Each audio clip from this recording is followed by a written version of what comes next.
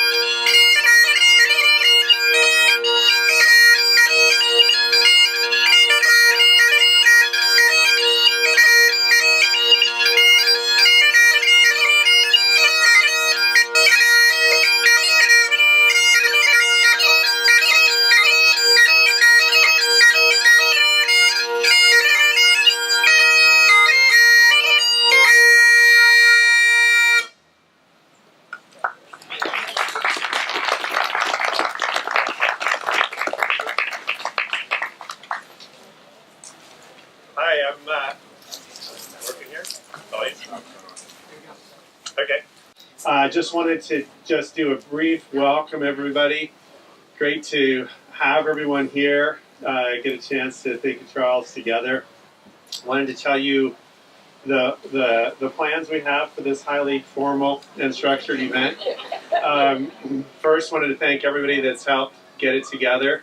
Compatriots here, Phil, Sam, Andy, glad that you could make it here. And so, a couple things. One is pick up a memorial card for Charles, see his beautiful smiling face.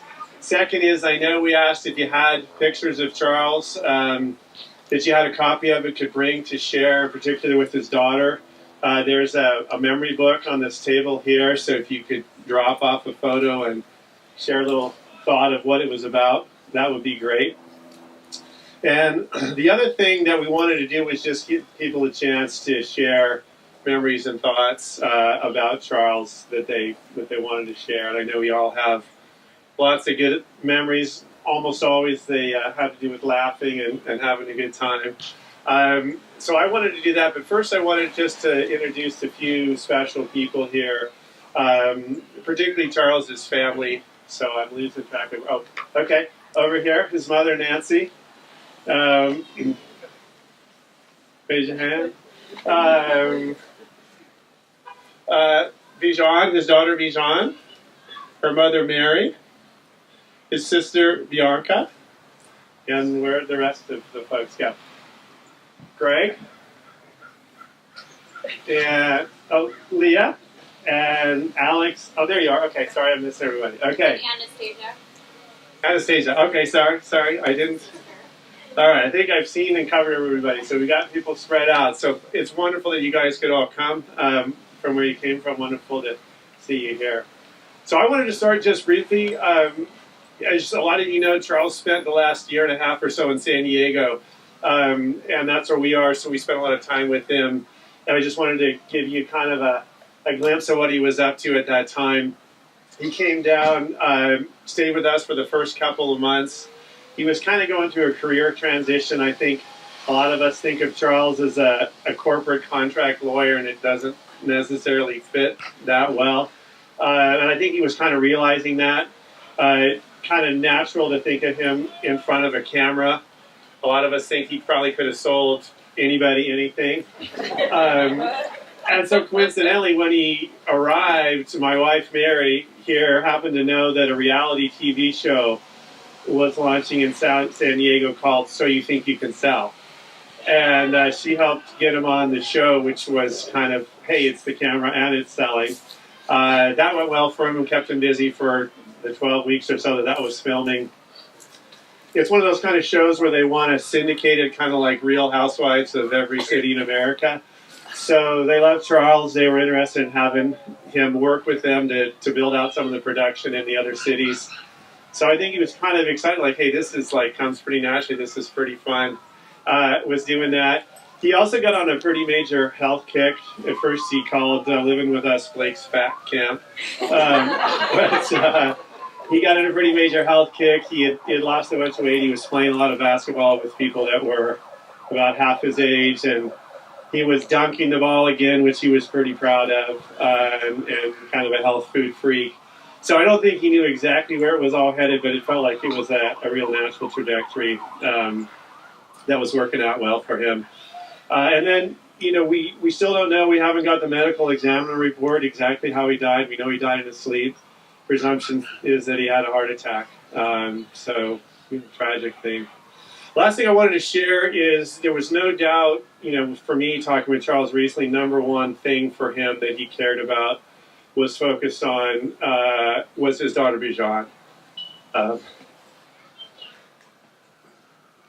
I'm choking up just because I know it meant so much to him. And so I'm sure if he was here with us at this point, there's no doubt, you know, what he would most appreciate for us is anything we can do to help Mary and Bijan. One thing that we have done is set up a scholarship fund. Many of you have kindly contributed. And Bijan, I think it's true that, you know, anybody here would be happy to do anything they can to help you just as they would have done for Charles. So with that, I'd like to invite, you know, anybody that wants to share something, maybe family members who would ever like to start, and really, you know, leave it up to you at this point. Thank you. Oh, wait. Take that back. Sorry. One of Charles's classmates from Head Royce, where he went to high school, played on the basketball team with him, close friend, a guy named Glenn Foster. Unfortunately lives in Colorado, wasn't able to come. On the positive side, he runs a winery, and he sent a case of wine, which you can enjoy. And he also sent along with that something that he asked me to read. So, from Glenn Foster, to all family and friends of Charles Hunt on the occasion of his memorial celebration, I dearly wish that I could be there with you now, but it was not in the cards. Instead, I've sent some wine from Colorado to help everyone celebrate. I only recently learned by reading through the huge volume of loving, wonderful posts from so many people on Charles's Facebook page that he has always admired the raptorial birds. This struck a surprising chord in my heart, for I share this admiration of the winged hunters, as you can read on the bottles. I wish that I had known sooner. It is with deep gratitude that I share this wine with all of you. If the group is willing and able, I ask that you take a moment when everyone has wine or a drink or something to drink in hand, to lift your glasses and toast. To every laugh, every smile, every slam dunk, every beautiful musical note that issued forth from him, and every wonderful moment that so many of us were blessed to share with him. His life was exemplary and inspiring. To Sir Charles, who will always remember you.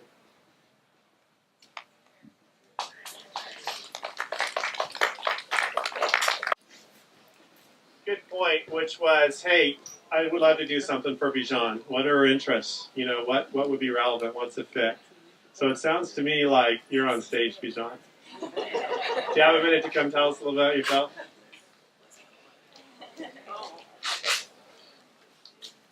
Sorry to put you on the spot. Thank you.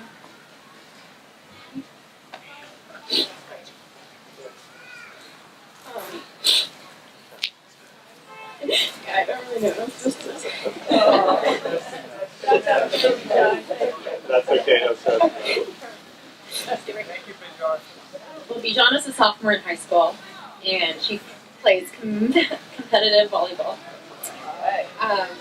Charles and her were talking a lot about college and what she needs to do to prepare for that, and about the extracurricular activities and about her grades. And so we've been focusing a lot on that and getting all her classes, prepared for junior and senior year. Her major, she would like to go into medicine, and so biochem, is probably what she wants to go, the direction. She's so smart. She's so smart. She has the greatest thing, the same thing that Charles did. When he laughed, a lot of times he would just put his hand up and just chuckle, and that she has the same hand. And Charles was so proud of her, and he always would send her some wonderful emails and text messages. He wasn't around, since he moved down to San Diego, but he always kept in contact with her. So, I don't know. I mean, she's just a really wonderful, bright young woman, and I'm so proud of her. She's just like so, thank you, everybody. Blake and Bill and Sam for everything here. Thank you so much.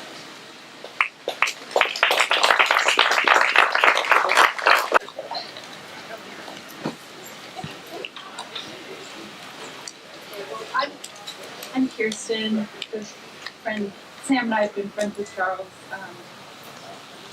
Gosh, I met him my freshman year. I met Sam my freshman year, and Charles not long afterwards. So, Sam on cue.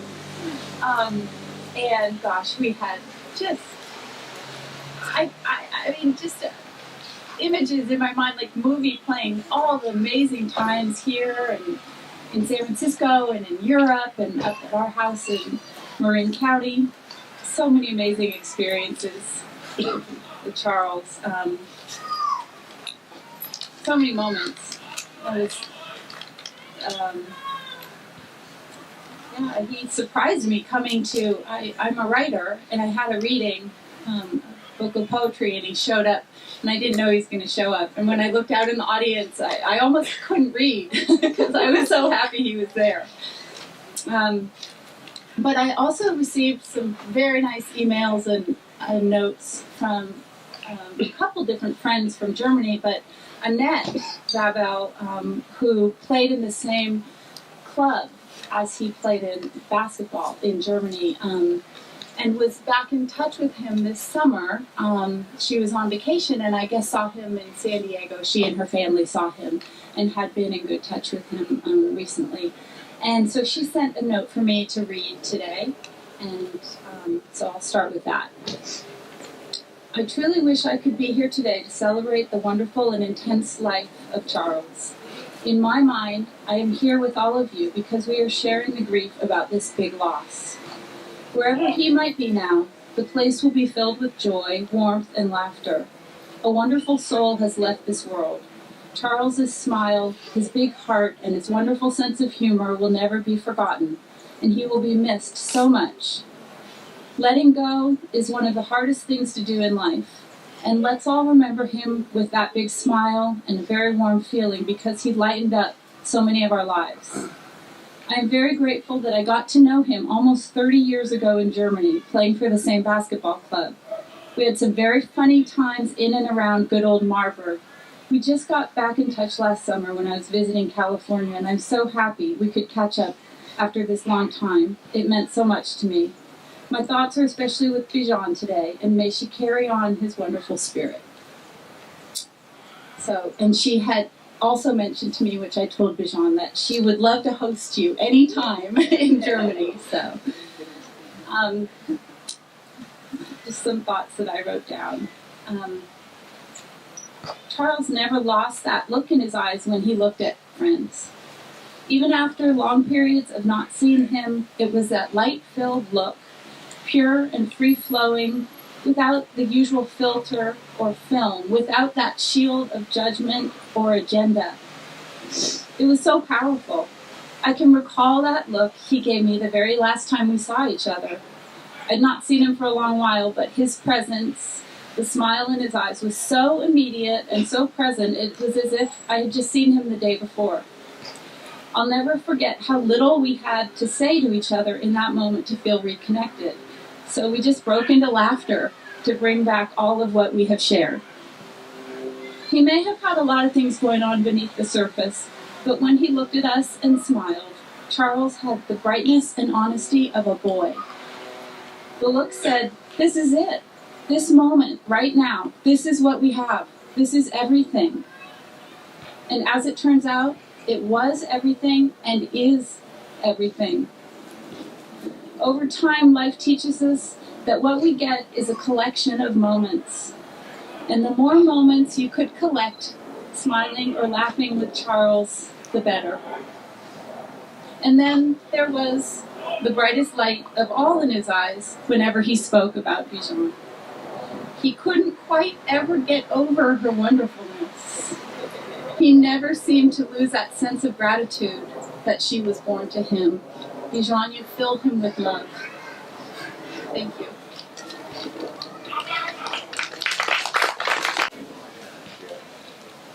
Hi, my name's Steve Ruig, and I was the class of '82 at Head Royce. And we were kind of there at the beginning with Charles. And Charles graduated in '81, but he was our star at our little school in Oakland, mentored by Ed Tavis, his coach here, and my brother Scott and Doug Nelson when they were seniors. And we just kind of rode that star that he was. And he had such a big life personality about him, Bijan. We all loved being around him. He was just, I don't know if we'll ever see anything like it at Head Royce again, what he did for us. Sophomore year, his last second shot when he was a junior against Mount Tam to win it, they picked him up and carried him out of the old CSD gym and had to bring him back in so we could all celebrate. Truly just one of those great moments when you're in high school that you'll never forget, and that was Charles. You know, we all got our stories. Probably some with Charles you can tell here and some you can't, because that was Charles. And Charles would float in and out of your life, right? And when he floated in, it was great. He came and stayed with me about a year and a half ago at our 30th reunion. And I just got a random call, "Hey, I'm coming up." I said, "Great, Charles, come on up. I've got a couple of basketball games with my kids, so you got to get here in the morning." "Oh yeah, no, I'm going to be there at 11 o'clock. You pick me up at Lafayette BART." So I live about 5 minutes from the BART station, and I go, "I got to go down and get Charles." So I head on down, and I go, "I got to text him," right? Because you just never know. So I text Charles, and he goes, "No, there's a little problem at LAX. I haven't left yet." So he goes, "I'll be in at 3. Okay. So at 3 o'clock, I leave at halftime of the game for my youngest son. I go pick him up, and we rush back to see the second half. And as you know, Charles, he became, during that half of that game, the biggest cheerleader for my son. He was yelling and screaming. I think Scotty had like one basket or something like that. It was, just the greatest basket. And that was Charles, right? He was just so happy to see it. We went to the reunion that night, and the next day I said, "Hey, Charles, you got to come with me to a swim meet now, okay? Because you're going to see the next day." He goes, "No problem." So there we were at a swim meet, and we're part of Orinda Country Club, out there in Orinda. And here is Charles, 6'6", on the sideline, just the biggest cheerleader again, running up and down and cheering for my kids. And now Bijan is your father, just a beautiful man that I will miss tremendously. So, thank you. So mostly focus on high school stories, but I also was enjoying going to school here with Charles. The first thing is that I got a little tip as he was coming in as a ninth grader, and I imagine there's some other women in the crowd, maybe even some men, who felt the same way, that, you know, this hot stud was coming in. So I had this huge crush on Charles. But he handled it, I mean, he knew, too, I was mostly subtle. And he handled it with such grace, we become really, really great friends. And there's a couple memories I have that I'm sort of sharing because I want people to remind me of the times. So one of them was, so the girls' basketball team traveled with the boys' basketball team sometimes, and it was at a Burger King. And you remember those little crowns you used to have that you could get at Burger King? We all had them around. We're doing the Chinese fire drill, and, you know, Charles is sort of leading the crowd. My brother was just reminding me that it was on the back of his letter jacket. He was Sir Charles. The most impactful story was he was in chorus, and he was part of the band, you know, the really cool band. We'd be on the edge watching, you know, what song they were going to do. He's the bass player. He wears dark glasses. We had a road trip down to L.A., and Charles was the hot prospect for colleges. And they have the rules that, you know, you can sign them only at, you know, 11:52 on April 15th. So we're in the middle of, I don't know what town, between San Francisco and LA, middle of nowhere. The bus pulls over, and the whole way, the Stanford recruiter had been following our bus. They made him sign at exactly the hour, and the thing was covered in Sports Illustrated. Now, this tiny little school in Oakland, can you imagine how exciting this was for us? He was just a superstar and so full of heart, and I had so many times, like everyone's saying, that we just laughed and laughed and laughed. And I'm sorry he's not here, but it's nice to share the memories with you. My name's Kelly Wilson, and I had the privilege of meeting Charles the first time when he was a senior at Stanford. Briefly, but I remember it. And then, funny enough, my sister ended up with Scott Ruegg from Head Royce, and we re-met at, I think it was your 40th birthday party, wasn't it? Yeah. And, well, it was just bliss after that. But I think the thing about Charles to me is that he was so diverse. He had, I would call him a Renaissance man, really. He could hang with everyone at Stanford and have the most intellectual conversations, and yet he could go to Oakland and just be, I mean, he had these handshakes. I didn't even know how they did it. You know, you know, I mean, just with talking to just the brothers on the street, or, you know, anyone just peddling money, or all the way up to having the most incredible mind, the most intellectual brain going all the time. I mean, he was just really, he could dance all night at the club, and he could sit down, you know, at a nice dinner or a fundraiser. It was just really a well-rounded person. I think that was what was most captivating about him, and the amount of lives that he touched. And he was so approachable. I guess that's the sort of bigger than life sort of thing. So I'm just glad that I met him and just shared the time I had with him. Sorry. Thank you.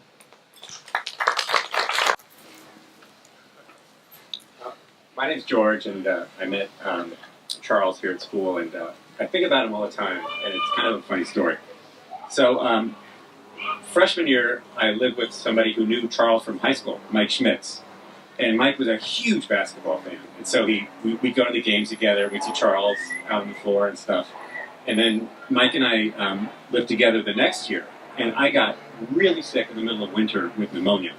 Couldn't get out of bed, couldn't go to class, couldn't study.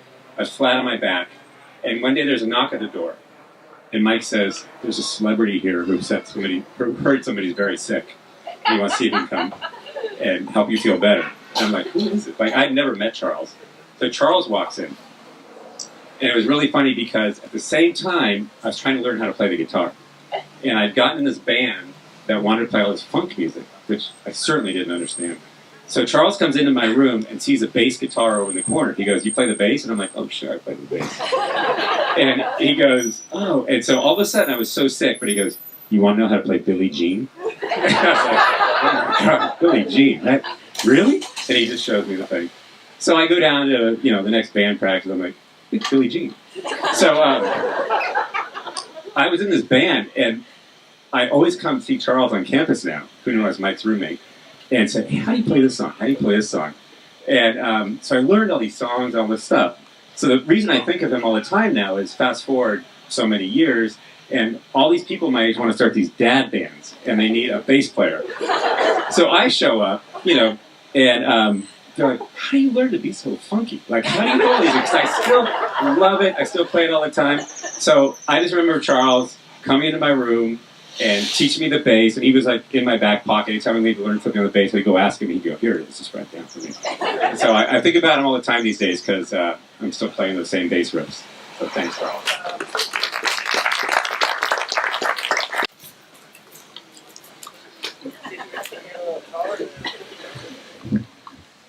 All right. I'm trying to make it through this. My name's Andrew Argadon, and I am Andy. Sorry. Put a microphone in front of me, and I get it for me. I knew Charles. Charles was actually the first guy I met at Stanford that I hadn't grown up with. I went back east to college for a year and came back over Christmas break. And he was rooming with Phil and Blake and Manuel, and I had grown up with Phil, and so I hung out with them over the Christmas break, and I'd say it was 6 weeks. It wasn't a week. That's the time. But honestly, I still remember going by their room that first night. And I think that's when it started, and we started laughing and goofing around and wandering the halls and meeting all the ladies and but it was all such good fun, and that laughter, those jokes didn't stop for me for a while. Eventually, I graduated, but it didn't help. But so it was probably after a few weeks of that, maybe 1 to 6 weeks of that, I went back and I filled out my application to transfer back to Stanford, and I got in and how'd you do that? I had to call home, but the next year was a blast because we ended up in the suites and just down the road from Phil and Charles, living in the trailers that first quarter, and it continued. The fun continued, and every night we would walk to the library to study,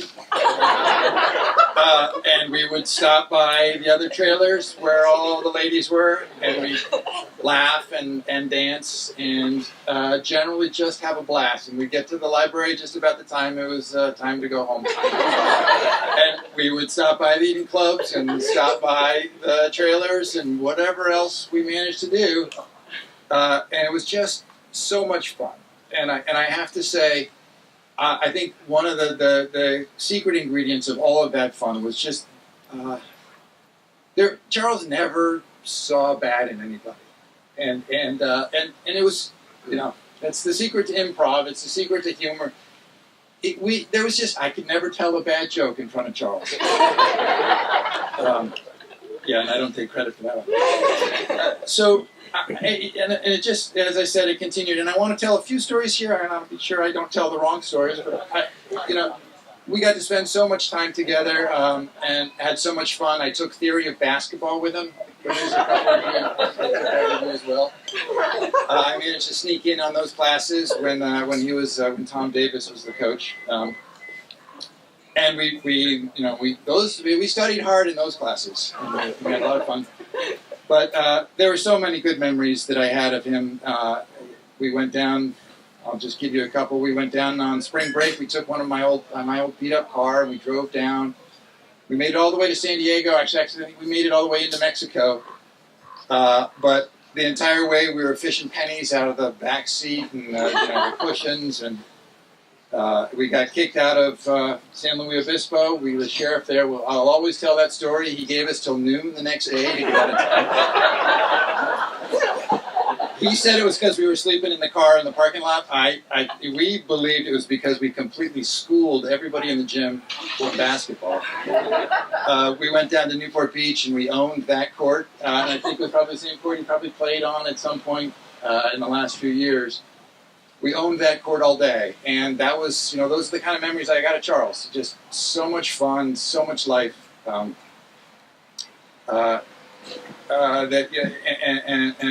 so much goodwill towards everybody. And I know that sticks with me because he's the first person where I just immediately and completely clicked, and everything was right. And I will certainly miss that. But, I think it's probably something he leaves with all of us, which is just that sense of acceptance and good humor. So. I'm Chrissy. I'm not a good speaker at all. Charles was the absolute first person I met when I was a freshman at Stanford. We met in the Robley parking lot. My mother was driving me nuts. And Charles and his grandmother spoke to my mom for at least 20 minutes and my mother still remembers Charles as just a great person, as she does his grandmother. Freshman year, she remember, we had Beth who would count her Kleenexes to make sure we didn't steal them.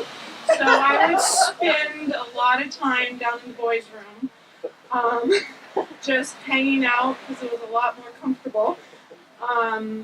The one story I remember is I had a boyfriend that was not good for me at that time, and I was hanging out in that boys' room a lot. And I remember Shosh running down the hall saying, "Get out of there quick, get out of there quick." I think I was sitting on Charles' lap with purely innocent and got off that lap really quick, saved myself. Thank you, Shosh. And then my most recent memory was, I think it was our 30th college reunion. Blake and I had made plans that he would be sleeping down in the guest room, everything would be great, no problem, all set up. I wake up the next morning after our reunion, and there's Blake coming up the stairs, there's Charles coming up the stairs, and there's Phil coming up the stairs. They had slept on the playroom floor, on the carpet, with no blankets, nothing. And we gave him breakfast. So, and he is a very fond memory for me. Very fond memory.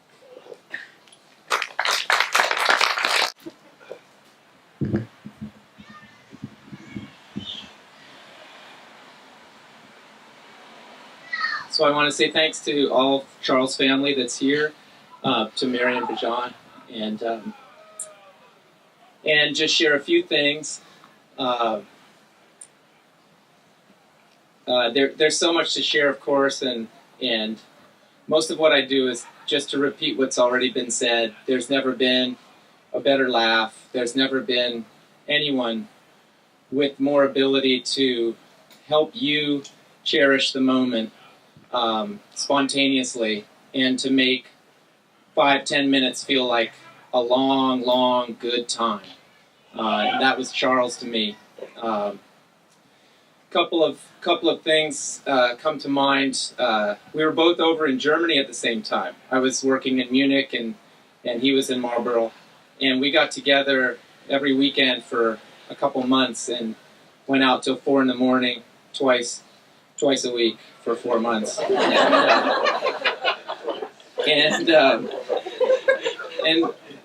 I do remember a few things from those months, and one was.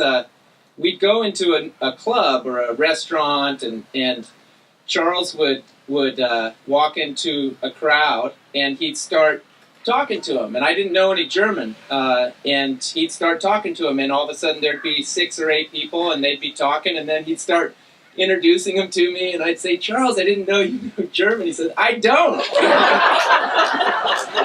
I mean, and that's what I've been doing. I've been in language education for decades, and I keep thinking about that every day. That 80% of communication is what you do, without words, and it was just fascinating to see it happen. Just the confidence, the mannerisms that he could just learn in seconds, right?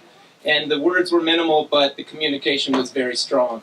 And then I remember one night in particular, we were in Cologne. For some reason, we'd taken a train up there, and it was a wild night. We danced for about 7 hours, and then went to somebody's apartment, and it was up in the 32nd floor of some building. I know that because later on, I went to about 10 floors and rang the doorbell because I'd forgotten which floor it was, and that was at about 6 in the morning. But before that, there were 20 people in there, and the music was loud, and it was a great time. And then there were 15, and then there were 10, and then there were 8, and there were no women left. You know, it was all guys. And then this weird energy started to build, and a guy was opening beer with his teeth, and Charles and I looked at each other like, we don't know anybody here. This is not really good. But, you know, we can't get anywhere else. And so Charles went into a room and he found a sleeping bag, and he just zipped himself up and lay down on the floor. He said, Sam, you're on your own, but I'm done, you know. And, yeah, it's great. Two things I just love to talk about, and most friends roll their eyes when it happens, but art and love. And I haven't spoken to anyone besides my wife about love more than Charles. That's what we would talk about. And when it was just him and me, we'd talk about relationships. And once we were in our field beyond the creek, and Charles and I talked for 2 hours about you, Mary, and you, Bajan. It was 2 hours, and we were just talking about, he's just working it through, you know, about what it is to be close to someone. And you know, it's a mystery to all of us, to everyone. And it's something that he cared so deeply about and tried so hard at, like all of us do. You were 3 at the time, Bajan. And I just remember how much that man thought about love and wanted to be good at it. So, thank you everyone for being here. Thanks just for taking the time. I'm Phil Wessels. I was Charles' freshman roommate with Blake and Manuel Ebner, who couldn't make it here today. I have two stories to tell. One is the 4th or 5th night of orientation here. Manuel and Blake and I were sitting on this old dumpy yellow couch we had in the room, and we've been drinking a lot. So we were sitting there, and it was maybe 2 in the morning, 1:45, something like that. Door busts open. There's Charles, drunk as a skunk, just like we were. Where the white woman at? With his eyes like this. Blake goes, what are you doing? And Manuel, being Manuel, most of you don't know, but he was a suave and debonair Mexican Swiss guy. Goes to the window, and we lived on parallel halls in Roblé. And we were on the 2nd floor, and he points down at the 1st floor in the window. And there is a woman in her PJs at 18 who was very attractive at the time. And Manuel goes, there she is. And that woman to this day will be someone Charles always loved.